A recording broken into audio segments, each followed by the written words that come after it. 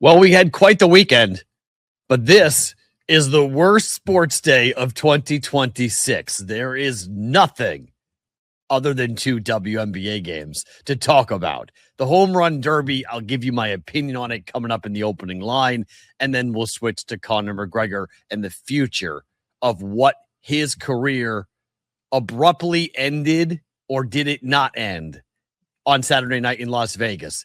A 69-second fight against Max Holloway.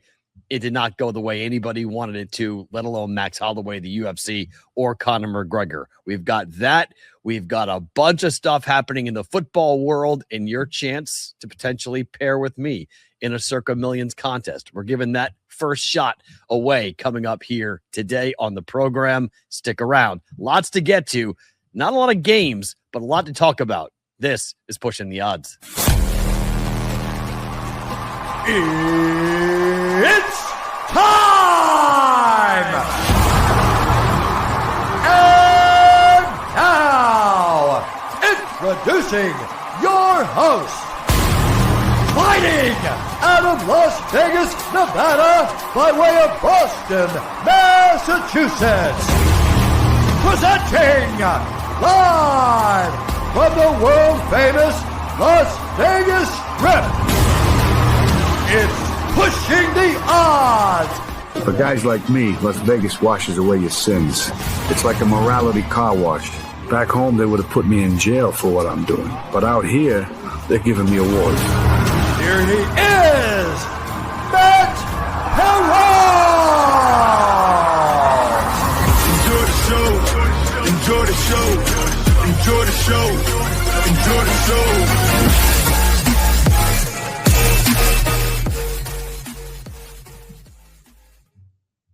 Happy Monday, Brigade. What's up? Welcome into a new episode of Push to the Odds with Matt Perrault, being presented by BetCris Arizona. We are into a dead day. I mean, dead. There is nothing to talk about today. There is no World Cup soccer is bigger than you guys think. That game tomorrow between France and Spain is going to be ridiculous. Wednesday, we've got a huge match that we'll talk about with Argentina and England. Stay tuned for that. We'll jump down the rabbit hole looking at the final four teams of the World Cup. It's never happened before. 1, 2, 3, 4. Top four ranked teams in FIFA's world rankings are all on to the semifinals after this weekend. It has been chalk central for the World Cup. We'll get to that during the rabbit hole. We'll also talk Circa Millions, Circa Survivor. We'll give you the pro football story of the day with our guy VegasFootballProxy.com. We've got some baseball news to get into, and we've got picks to make. I got some future bets for you here for the rest of the regular season and in Major League Baseball. There's some angles. I uncovered some stuff this morning when I was going through looking at numbers about the futures markets. There's a couple of bets I like that we'll get to during Just the Picks to give you guys plays if you're looking for some action coming up for the season, the rest of the season for Major League Baseball. Yes, I've got a play on tonight's home run derby. I got a prop bet I'll give you guys here for our prop bet of the day. We will do that coming up here for this week, and there may be a couple other things coming down the pike that may break during the show that we will talk about and we will get into. Thank you guys for being here in the chat. I got you guys rolling. If you have not received an email from me this morning, you are not in the contest. Okay, so if you have checked your email and you see a response from me, I kind of told you a little bit about what time to expect the clue to come out today for our Circa Millions giveaway. This is going to be maybe quick or maybe long. I don't know. I'll explain it when we get to it, but there's going to be a couple different things you have to do. I am fully aware of the AI nature of today's society, and there's not much I can do to prevent people from using AI to uncover puzzles. So the way I'm going to counteract that is to make it with levels. So you have to do multiple things in order to get to the answer. So you can't just put AI in, bam, and get the answer. You have to work at it. So you got to be a real human, and you got to want to be a part of it. So if you want to be a part of it, it goes, there's 3 different things you have to uncover, and then that will unlock the fourth piece, which the fourth piece will be the answer to the question. If everyone gets it, I'll make it more difficult. If nobody gets it, we got to make it easier. If one person gets it, they win. Like it's how it's going to work. Last person standing. It is kind of a survivor contest for a circa million entry. That's how it's going to work. So coming up here for today, looking forward to seeing how it all works out, how it goes. Punch Drunk says he passed a kidney stone last week and is during his chemical state. He dreamed he won circa millions. Well, how about that? Are you clairvoyant? Are you Mystic Mac is what Conor McGregor calls himself. I don't know what we'd call Punch Drunk for that, but if you're clairvoyant, hey, more power to you. Hopefully that's true, and hopefully me and you are the partner, and I get to split half of it with you coming up here later on today. We start the show with two-part. It's an opening line that's not that deep, so we'll get to two pieces. What happened this weekend and opening line on why I think today is the worst sports day of the year.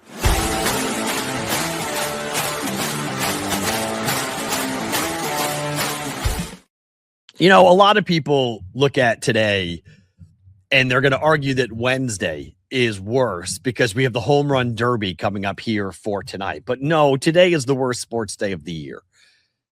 Wednesday has Argentina, England. Okay, we have a semifinal of the World Cup. There is no way that today, with no World Cup action, that today is less of a depressing day than what we're going to see on Wednesday. Today sucks, okay? That's why I very much appreciate all you guys being here for this, because today's a brutal sports day.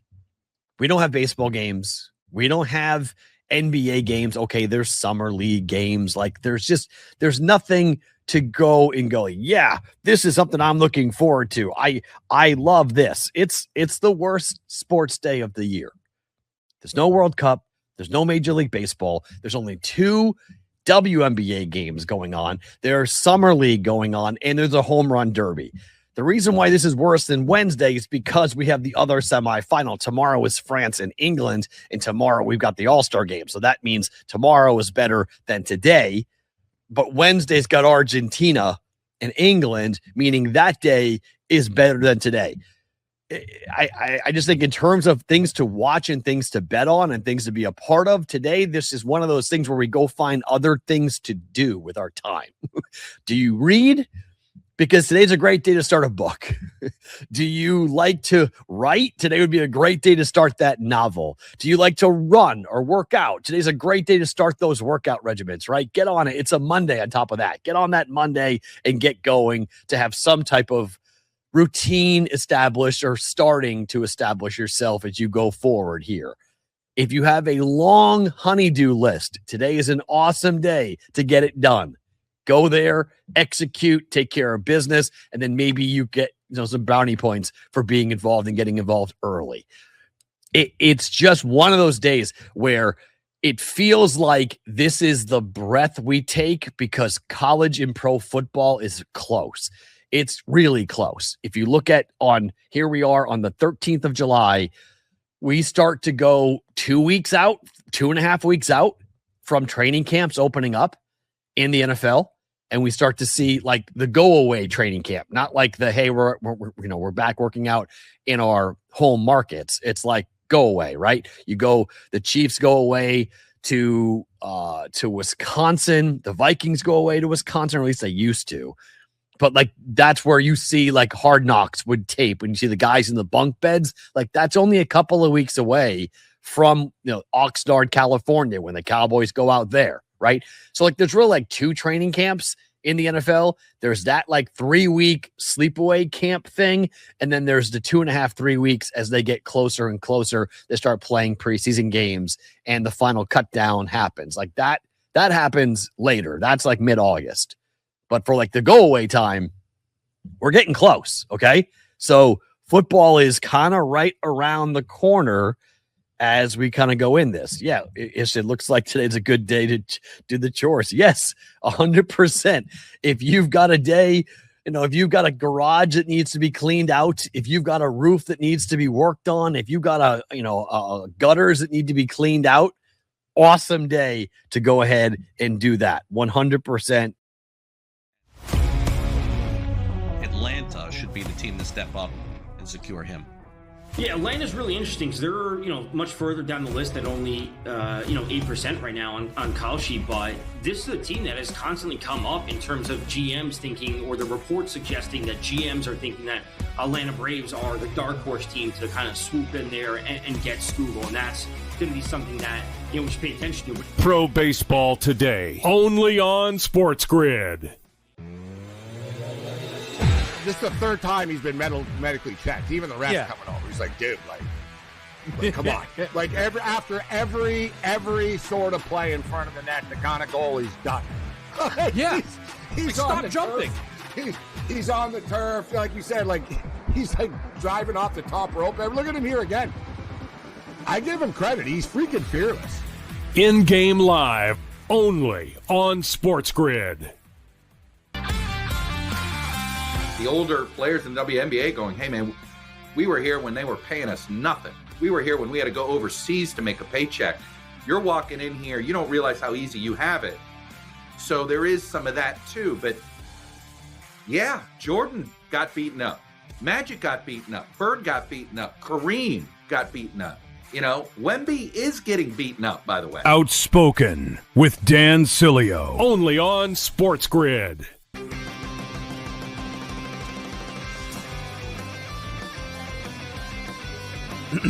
Class is in session. Today, let's talk about the teaser. A teaser is a multi-leg bet where you shift the point spread in your favor. You get better numbers, but every selection has to win. It doesn't matter what you bet if you don't have the insights. Tune into SportsGrid and get ahead of the class. We're getting close, okay? So football is kind of right around the corner as we kind of go in this. Yeah, it looks like today's a good day to do the chores. Yes, 100%.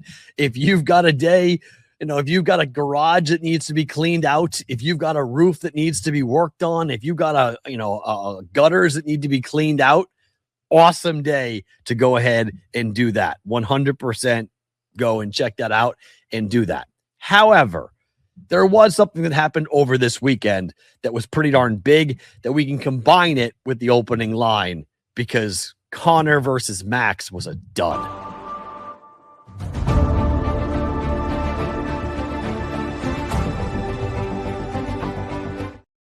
All right, the fight sucked. Okay, there's no other way around it. The lead up, the hype, the build up. At least nobody paid $79.99 for it. Okay. The card itself was tremendous. There were 8 first-round stoppages throughout that entire card. Patty Pimblett had an incredible submission in the first round after an unbelievable walkout. The whole card delivered for International Fight Week as to what you would like. And the folks who are involved with the UFC are very much trying to push that narrative because that is a gigantic deal. Because what happened in the main event ended Conor McGregor's career as a premier, top-of-the-bill UFC fighter. His MMA career ended on Saturday night with another injury of catastrophic nature. Now, we're arguing, is it an ACL? Is it a meniscus? What is it? What was the knee injury for Conor McGregor? It doesn't matter what the injury is. He has to have surgery. And the surgery will take him out 4, 5, 6, 7 months, whatever it might be. And during those months, Conor, who has openly said that he is going through hell, you have to be really concerned about his future. Quote, I am beyond dark here. It's hell. This is a guy who has dealt with drug abuse and alcohol abuse and all sorts of demons. And he goes down 69 seconds, blows out the knee. And the last 2 times we've seen Conor McGregor in the octagon against Dustin Poirier and Max Holloway in back-to-back fights, 21 and 26, Conor McGregor has left the octagon with a serious leg injury. It's a different leg this time, but Did he fight on a bad leg? Did he go into the event already hurt? I don't know. I don't think it matters, to be quite honest. I know there's a lot of people who are trying to do the conspiracy theorist thing, and I'll put it up here in a second, about all the different conspiracy theories that are running around as to whether or not Conor McGregor was healthy entering the octagon on Saturday night, and was there some type of fix in that Conor, because of the big bet, there was a $900,000 bet that got reported that came in right before on Max Holloway. Holloway. Well, I keep calling Hollywood. Max Holloway. There's this theory out there that because the number at certain books closed as high as minus 390, I thought it was 290. It actually was 390 as to some books in terms of all the money that came in late for Max, late from the pros. And my problem with all of this, my problem with that is that people aren't paying attention to how gambling works, or they don't know how gambling works. So here's the issue. The issue is, if you were a professional gambler and you wanted to bet on Max, why were you betting early? There was no point in betting early. The public was going to bet Conor, like the fight had already gone off, and the McGregor money just kept on coming in and coming in and coming in. So as the McGregor money came in, you just watched that number come down. You wanted to get the lowest number as possible on Max. And it was at some point down to $2.10 or $2 at certain books. And then all the money came in on Max. And as it poured in, the number went up, all the way up to minus 390. That is basically what happens when you're going to see money on a favorite, because the professionals were waiting for Max. They were waiting for that number on Holloway. And once they got it, then they hammered it. And they hammered it big. And that drove the price straight through the roof before the fight went off. That there's no conspiracy with that. That is not somebody knew. There's none of that. Okay. Nobody knew. It's just that betting on a guy after 5 years off with a serious leg injury was a stupid bet. I said it all week. I wanted Conor to win. I wanted to believe. You heard Joe Rogan during the broadcast say, I want to believe. I want to believe in aliens in Conor McGregor. I want to believe this guy actually can do something special again in the octagon. The fight world is better. The UFC is better when Conor is out there doing his thing. But betting on Conor was a dumb idea. That was ridiculous. 5 years out of the octagon, the guy was not the same fighter. His pre-fight body language was awful. And that is what's led to all this conspiracy. There is tons and tons of people going through film, going through video, like a Zapruder film, trying to find exactly what happened. That Conor McGregor, he got into the octagon, and Dana White was pressed on this in the post-fight press conference, that all a fighter has to do is once the cage is closed, that fighter gets paid. He gets his money. Conor got his money, $30 million plus for showing up. Conor had 2 fights left on his deal. Now he has 1 fight left on his deal before he hits free agency, and he gets to go fight guys like Floyd Mayweather and other things, and ultimate, the bare knuckle fighting championship and all that other stuff. He did have a slight issue taking off his shoes, but I don't believe that meant he had a bum knee. There's also video of Conor leaving a pain clinic this week that has, and I've yet to see an explanation as to why Conor did go to a pain clinic this week. Everyone's like, oh, there's a doctor in there who's a knee specialist. He must have been going to get that knee checked out. Look, guys get hurt all the time in the lead up for fights. If you don't understand this or don't know this, mixed martial arts is the most brutal body-breaking sport that we have. You can't prepare for a high-level fight without actually fighting. So they wear pads. These pads don't stop broken bones and ligament tears, okay? Guys go into fights banged up all the time, and we never know it. It's one of the big things from a gambling perspective that often pisses people off, because the pros get inside information, and the pros know that this fighter has a bad ankle, a bad knee, a bad shoulder, a broken hand. Like there's all sorts of reasons why fighters don't perform at a high level when they get to the octagon or they get to the ring because they got hurt when they're training.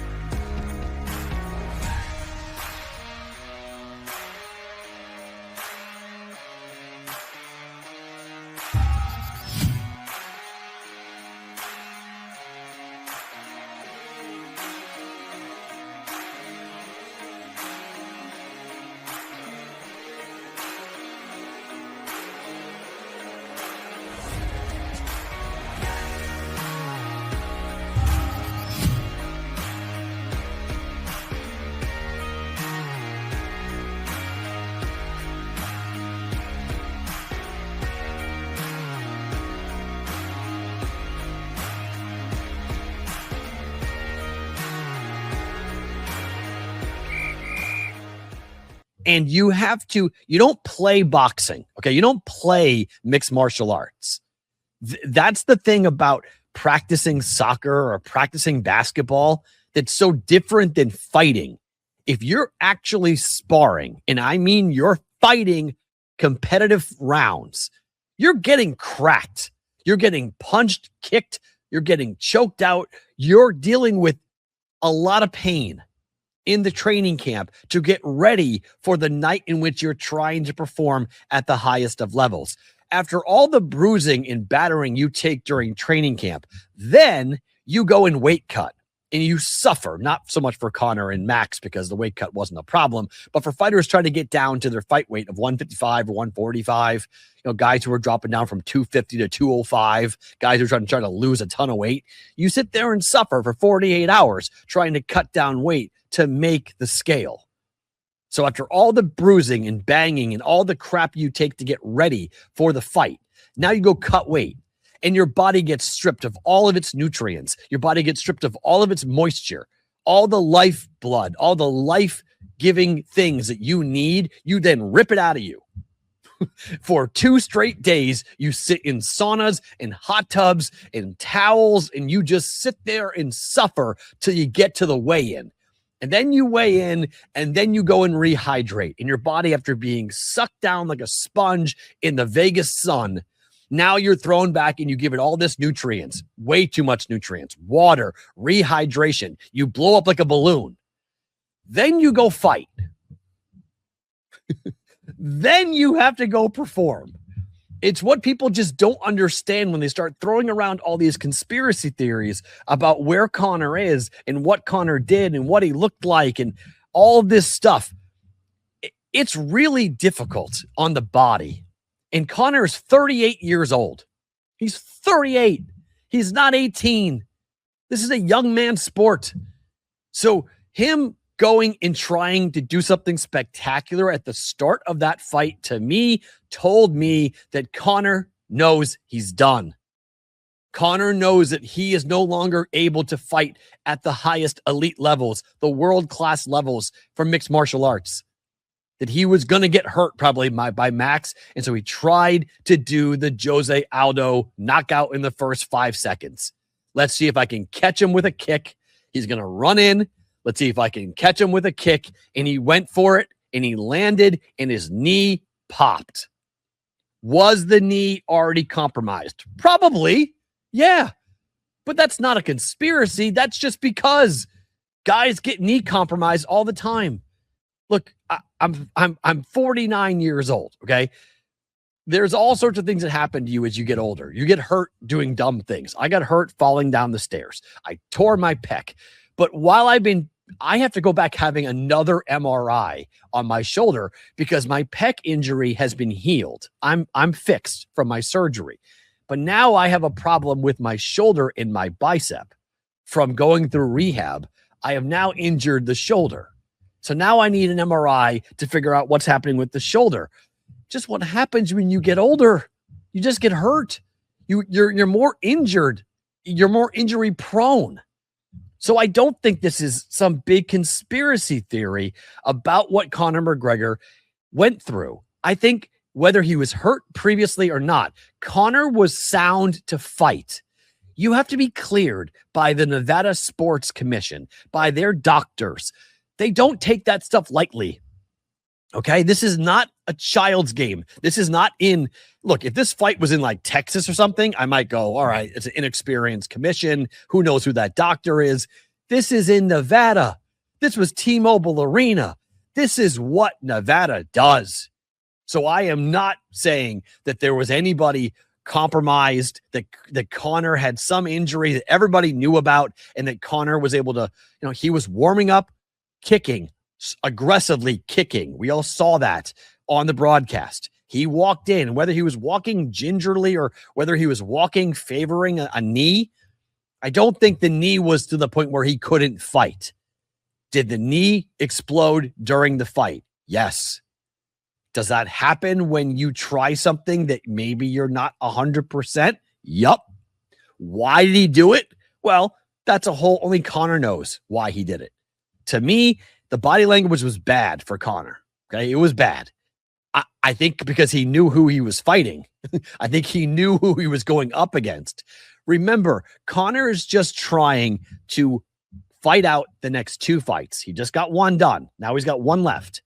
Once he gets that one fight done, he then can go sign. He's a free agent. He can go do whatever he wants.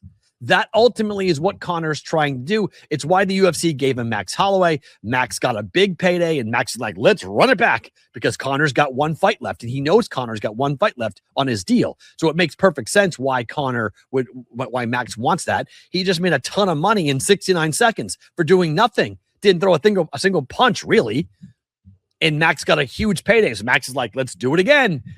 In 9 months, when Conor's got his knees back, let's go. I don't think that's going to happen. There is tons of speculation that Conor could wind up fighting for Zuffa Boxing. He gives them a chance, but they've got to keep putting people around him. I think he's a very good quarterback.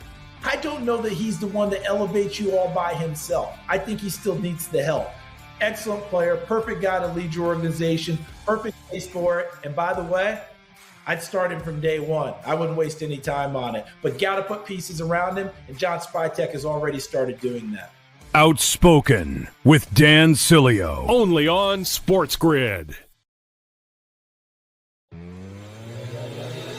This is the 3rd time he's been medically checked. Even the refs coming over. He's like, dude, come on. Like after every sort of play in front of the net, the kind of goal he's done.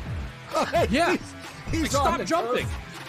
He's on the turf, like you said, he's driving off the top rope. Look at him here again. I give him credit. He's freaking fearless. In-game live, only on SportsGrid.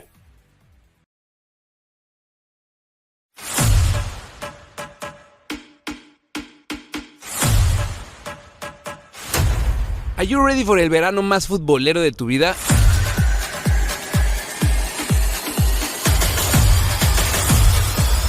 Latination Football Club turns into Copa Nation, our live stream experience every day, de lunes a viernes, 11 a.m. Pacific and 2 p.m. Pacific as well. Checking in after the games. In that slot between games, we got you, my friend. We're going to have celebrities, legends of the game, content creators, and a bunch of our friends that are going to keep you entertained and informed, letting you know what's happening all across the 3 countries that are going to be experiencing this crazy, crazy football tournament. Don't miss it. Copa Nation right here on Latin Nation every day. Check it out.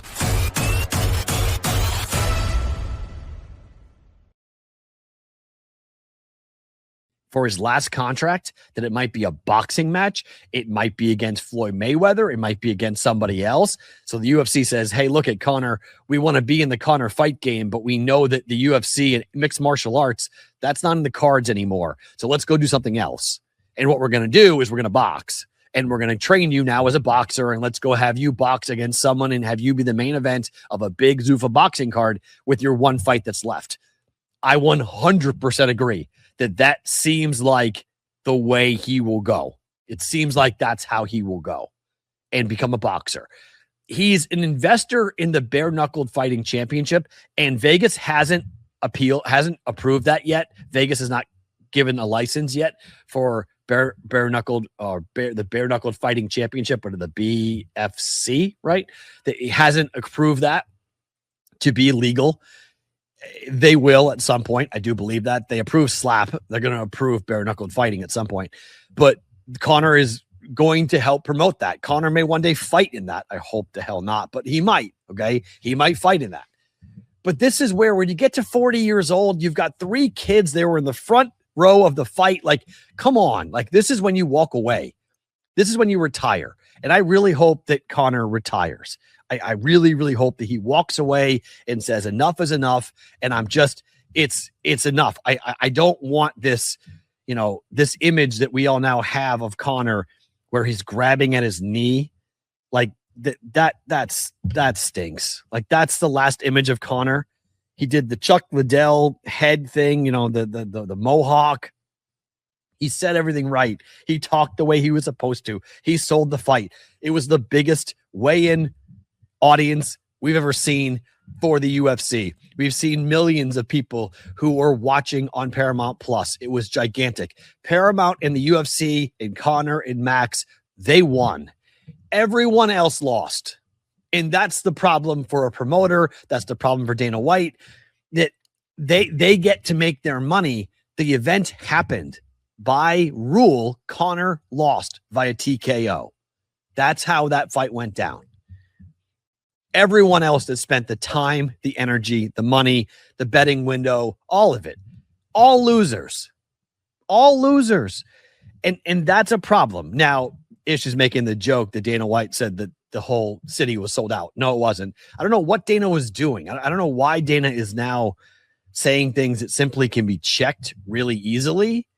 And like, the city was not sold out. I don't know what, I don't know. Dana said that on the post-fight on the desk. That's just not true. It may have been pre-fight, actually, but it wasn't true. But the Conor hype is real. The numbers are real. You can't knock. The guy can sell fights really quick. People want to watch him fight still. But that's it, okay? I know he wants to have surgery. I know he wants to come back and fight one more time. Maybe he wants to go and run it back with Max. I don't know. But go box, okay? Don't do mixed martial arts. Let's get away from the feet, get away from the legs, get away from grappling. Let's just talk about the hands. It's what you're the best at anyway. Let's work on the cardio. Let's make sure you can do a 10-round fight. If you want to do that, maybe it'll be 8 rounds, but let's just go ahead and see what the future holds if you want to still fight against killers, against guys who can really hurt you. Let's put on 10-ounce gloves, not 4-ounce gloves. And let's just go watch you and support you and be a part. Go fight Jake Paul. I mean, who cares? Let's stop right now. Okay. It's the biggest gate in the history of the UFC. And every single person walked out of there going, man, that sucked. Because the Paddy Pimblett, what happened to Paddy and his chokeout was unbelievable. He, in the first round, was amazing. And that's really the story that I think everyone's coming away after this, is that, okay, there's a new face, if not the face, but a new face of the UFC for Paddy Pimblett. And let's see what Paddy the Baddy can do. He had a huge pop from that. I mean, tons of people, social media-wise. If you didn't know who he is then or before the fight, you knew about it afterwards. Gable Stevenson is the guy that everybody should be talking about today. Okay, forget Conor and Max, forget Paddy. Gable Stevenson can punch. And if that guy starts to get really good on the feet.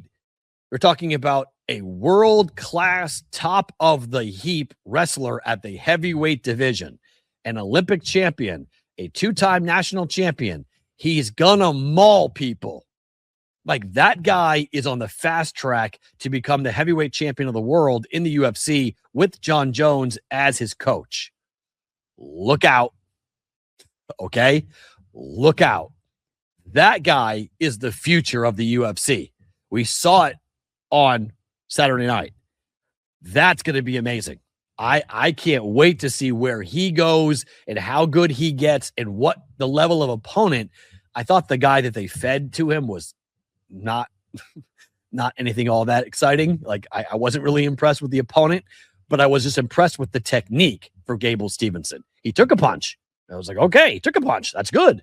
So now we'll start to see it. Look, we've seen this in the past with NFL players or guys like Brock Lesnar. We've seen guys who have big wrestling backgrounds, heavyweights, come in and they have hit a certain level and then they've sort of plateaued. Let's see what Gable Stevenson looked like. But those are your two big storylines coming out of UFC 329. Conor, look, it's all in the rear view. It's all what was, okay? It's not what's going to be. It's all what was. And what was incredible. And I don't want to sully any of it. I don't want to forget any of it. I want to appreciate all of it. But it's over. For Conor McGregor, it's over. There's nothing left besides exhibition fights and things that don't really matter from a UFC perspective. But for the other fights, there's some pretty cool storylines coming out of this that I think it's going to be really fun to see. Surgery is expected, by the way, this week, and they'll find out exactly what Conor's dealing with, whether it be an ACL, an MCL, how long he's going to be out. But he's going to be out. He's going to be out for a significant amount of time, and that's just the way it's going to be. And the UFC will move on, and it's time for them to focus on other things. That was fun. The lead up was fun. It was a throwback to what once was, but I don't need to see Conor fight in the octagon one more time. If I'm the UFC, if I'm Dana White, I'm talking about a monster boxing fight for Conor for that last contract under the company, and have him fight for Zuffa Boxing and go do that, and then that's what he trains for. Keep him out of the octagon. The last two times we've seen him in the octagon, it's ended poorly. And I get it. He walked out. He did not want to take a stretcher or crutches. He wanted to walk out of that no matter how, he must have been in so much pain walking out of that arena and walking out of the octagon. But that's what he wanted to do. He did not want to be that same image of him being wheeled out like it was after Poirier. He did not want that to happen. So best wishes for Conor. Hopefully he recovers quickly. But that whole thing just stunk. Let's talk some soccer. Let's jump down the rabbit hole.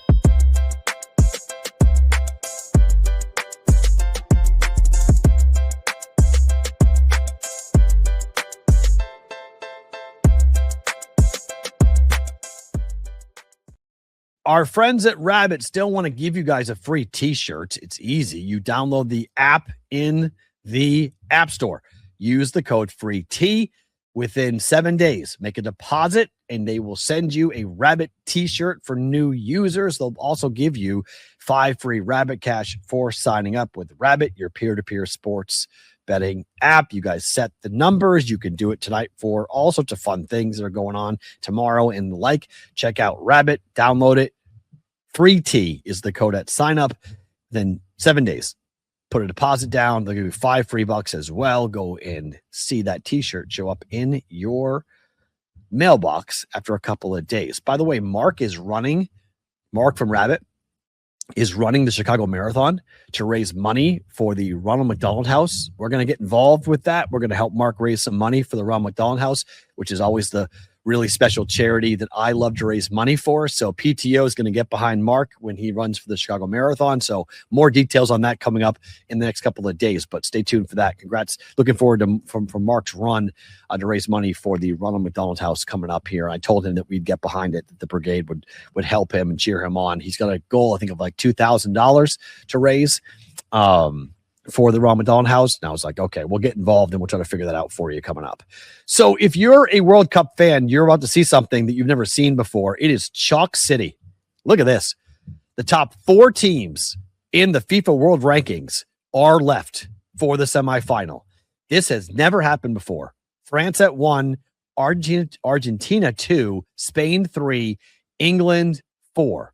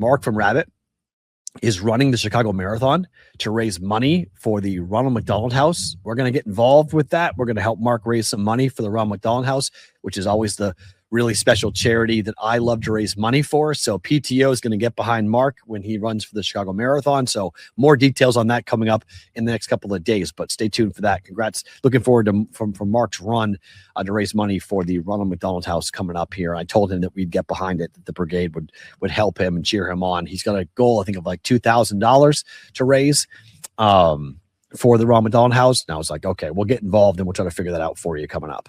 So if you're a World Cup fan, you're about to see something that you've never seen before. It is Chalk City. Look at this. The top 4 teams in the FIFA World Rankings are left for the semifinal. This has never happened before. France at 1, Argentina 2, Spain 3, England 4. There is so much going down. The Golden Boot race is incredible. And we've got the top 4 teams. The first time ever, the semifinal features the top 4 ranked teams. 1 will play 3, 2 will play 4. It's almost like it was drawn up like this. Like this, you put together a bracket, right? You never see a bracket go like this, at least in the World Cup level. You never see the bracket go like this. Tomorrow, France will battle up against Spain, and then we get Wednesday with Argentina and England. The world is going to stop. It's going to be awesome. I mean, France tomorrow. Look, I have bet France at plus 460 to win the World Cup. I'm sitting on that ticket, so clearly I'm cheering for France to go win the World Cup, at least to get to the final, and then I can argue what to do with the hedging opportunity that I would be given with that. But they're the number 1 team. They've been playing at an extremely high level, and some people, including our own Adam Bjorn from BetChris, hasn't been that high in Spain. He's been like kind of wishy-washy on Spain. So we'll see how that game goes coming up here for tomorrow. And then Wednesday, we get Argentina and Messi. I mean, Argentina, France, insane final. Spain and England, insane final. No matter which way you splice it, this is going to be awesome. By the way, somebody reminded me, they do the consolation game is the weirdest thing the World Cup does. It is the strangest thing. I have no idea why they do it, but they do it like a Little League kids soccer tournament. Like, why are we doing that? Why are we doing a consolation game? Okay, it's the third place game. Okay, but we do have, there's 4 games left in the World Cup, not 3. 2 semifinal, 1 final, 1 consolation game. We got 4 games left, but it's for the money, says Eric. All right, maybe it's that, but that's. I mean, come on, man. That's crazy. What are we doing a consolation game for? That's just okay. Do they get like orange slices in water at halftime? Which soccer team, which moms are bringing it? Like, which ones are required, right? Yeah. Oh, it's my team's turn to bring the oranges. Like, what are we doing? It's just, I don't understand. It makes no sense to me, but fine. We have 4 games left technically. In all 4, I mean, any which way you spin it, those 4 games are going to be really fun, right? France against Spain. So the winner goes to the final, loser goes to the consolation match. If it's going to be, say, France wins and Spain goes to the consolation match, Argentina against England, let's say England wins that game, you have Argentina against Spain in the consolation match. That's a hell of a game. Like, that's a really good game. That's really fun. I don't know who really cares about it and how the players care about it, but that's 2 really good teams playing each other. Any way you shape this, where we have the next 4 games, it's going to be awesome. So bravo to the World Cup. They delivered, like, massive ratings, massive attention. They all 100% delivered. Thumbs up. Awesome. Really fun to see how it's all played out for the World Cup. So we'll do France tomorrow, France and Spain tomorrow, Wednesday in England and Argentina for that. So we'll break those all down coming up here for those matches, but we got a bunch of soccer things to get into. All right. It is time now to give you guys the first clue for our contest for the Circa Million giveaway. How this is going to work, in case you guys haven't been following along. We're going to give you guys a chance to be with me for a Circa Million entry. I am paying for this. Okay. This is on me. I'm paying for this. You are going to join my team. Okay. Join my team. You've already entered, so it's closed. Okay. If you haven't sent an email in, it's closed. So you cannot be a part of it. If you didn't, all last week, we told you about it. We got a bunch of people who are in this. So if you didn't email me already, you're out. Okay. But if you're in it, and if you have received an email from me this morning saying, congratulations, you're in, here is what we're going to do. Here is the giveaway. You have, or the contest, you have until tomorrow at 11 a.m. Eastern. Okay. Start time of the show tomorrow to answer the following puzzle. Okay. I'm going to give you 3 clues. Each clue will unlock a number. That number will spell out a date. That date, you must then email me, openinglinemedia@gmail.com, and tell me what was the most significant baseball event that happened on that date. I am not going to leave this up for long, okay? I'm going to give you guys basically 30 seconds with each clue because you're going to go back and take your time. It's not due till tomorrow, till Tuesday, so we don't need to have this thing up there for a long period of time, okay? This is on YouTube. It's on SportsGrid. You have the pause button. You've got a pause button on YouTube and X as well. You can pause it, screenshot it, write it down, do whatever you do, okay? So we don't need to have this thing up for longer than like 10 seconds for each clue. I'm going to put it up, I'm going to read it, and we're going to move on, okay? Because not everybody's in this, and not everyone cares about this. So I'm not going to bog down the whole show just to give you guys the clues. But here is clue number 1 that must be solved to get the first number. Clue 1, the first part of the date. The digit is odd, the digit is prime, the digit is greater than 5, and the digit divides evenly into 42. That is clue number 1. Clue number 2, the number is even. The number is greater than 10. The number is less than 15. The number is divisible by 3, and it's divisible by 4. If you can't get that fast, your brain should go, it needs a checkup. That should be quick, okay? And clue number 3 is a 4-digit, it's the year, 4-digit code. And how you're going to solve that? The code contains exactly 2 different digits. One digit appears once, the other appears 3 times. The sum of all 4 digits is 28. He gives them a chance, but they've got to keep putting people around him. I think he's a very good quarterback. I don't know that he's the one that elevates you all by himself. I think he still needs the help.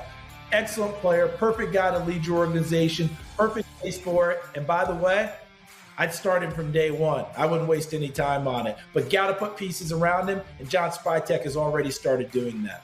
Outspoken with Dan Sileo. Only on SportsGrid. This is the 3rd time he's been medically checked. Even the refs coming over. He's like, dude, like come on. Like after every sort of play in front of the net, the kind of goal he's done. He's stop jumping. He's on the turf, like you said, like he's like driving off the top rope. Look at him here again. I give him credit. He's freaking fearless. In-game live, only on SportsGrid.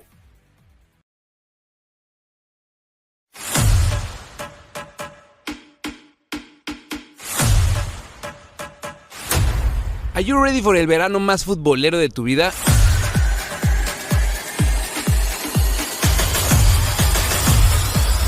Latination Football Club turns into Copa Nation, our live stream experience every day de lunes a viernes, 11 a.m. Pacific and 2 p.m. Pacific as well. Checking in after the games. In that slot between games, we got you, my friend. We're going to have celebrities, legends of the game, content creators, and a bunch of our friends that are going to keep you entertained and informed, letting you know what's happening all across the 3 countries that are going to be experiencing this crazy football tournament. Don't miss it. Copa Nation right here on Latin Nation every day. Check it out.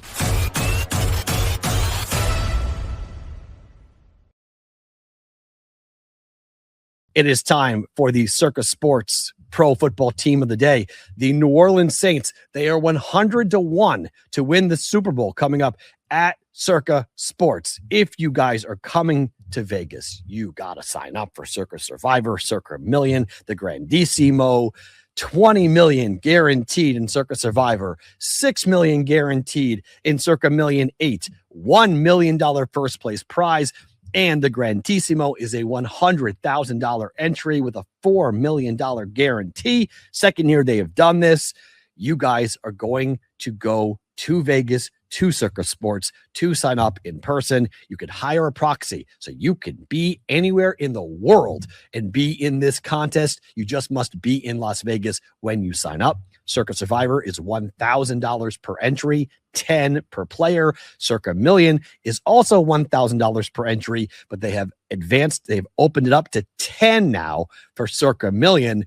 6 million guaranteed for Million, 20 million guaranteed for Survivor. But if it does go over that number for the overall pool, that money will go right back into the contest. There is never a rake taken for Circa Sports with their football handicapping contests. Let's talk about the New Orleans Saints. There are a lot of people who are really high on the New Orleans Saints. So last week was really a bunch of bad teams. Like we had 5 teams. All 5 of the teams we did last week are most likely all going to stink. This week, these are your long shots, but these are teams that could do something if everything falls the way they want it to. The Saints have a schedule that's difficult, but not impossible. Their win total at Circa Sports is set at 7.5. Can Tyler Shuck, who was the number 1 under quarterback last year in the NFL, can he continue to develop at the position? He played really well. He's got some additional guys coming in talent-wise, and they signed Travis Etienne to a 4-year, $52 million deal to bring him home to New Orleans to tandem with Alvin Kamara. How does that look like? What does that look like is a major question for this offense. Their defense was really good last year. How much better could it get? What do the Saints look like? Because they're in a division that you could think that they could win the division. It's not crazy to say New Orleans, if they win 9-10 games, could very well win their division. The Bucks, Saints, Panthers, Falcons all have big question marks. These are not, this is not a slam dunk here with the Saints, being one of the worst teams in the division. At 7.5, 8, 9, I think this is the first team where realistically you can think about betting the over. Okay. The previous 5, I wouldn't touch the over. This one, different story. I think there's something to be said here for the New Orleans Saints. And the reason really is the schedule. Okay. They open up with Detroit and Baltimore. That is brutal. Okay. That is a brutal week 1, week 2 on the road. It's an 0-2 start. If they win one of those games, it's a huge tip of the cap and a gigantic start to the year for the Saints. But the next 5 games are all winnable. Vegas at home should be a win. Atlanta at home should be a win. The Vikings at home should be a win. Their first road game or their third road game, the first winnable road game against the Giants in October, Saints can win that game 100%. Then the Steelers at home, if they go 0-2 to start, but 5 wins in a row and they're 5-2 when they hit their bye, that's not impossible. The more realistic is probably 3-4. When they hit their bye. But if they're 3-4 and they need 4 wins or 5 wins to get to 8, I think you can find 5 wins here with this schedule. Cleveland, Carolina at home, at Chicago and at Cincinnati, Green Bay in December. It's in New Orleans, not Green Bay. Carolina, Tampa is a very difficult stretch on the road in the division, but maybe you can split that. Arizona is a dumpster fire. That's an automatic W. At Atlanta, difficult. You'll probably split with Atlanta. And then Tampa Bay at home for what could be for the division. So, I mean, 8 wins. If they were to open up 5-2 to start, heck, 4-3 to get to 4 more wins, and you just start splitting the divisional games, you talk about a win over Carolina, a win over Arizona, a win over potentially kind of a middle of the pack team in Atlanta. Maybe you go 2-0 against Atlanta. 8 wins is really possible. Win the division, really possible. I get why people like New Orleans a lot. I really do. I understand why there's so many people who are really excited about New Orleans and that this could be one of your sleeper teams. 100-1 to win it all. I'm not going to go that far with New Orleans, but I do think there's a reason why New Orleans has a chance to do something special. Win the division, don't hate that bet at all. Over 7.5 wins, don't hate that bet at all either. Definitely a team that I think we'll keep an eye on as we roll. I haven't bet that over yet, but I think it's definitely on the radar screen for me from a New Orleans Saints perspective to go ahead and bet the over. If you need a proxy for any of the football contests this season, our guy Tom, he joins us every Friday here on the program talking about the contest.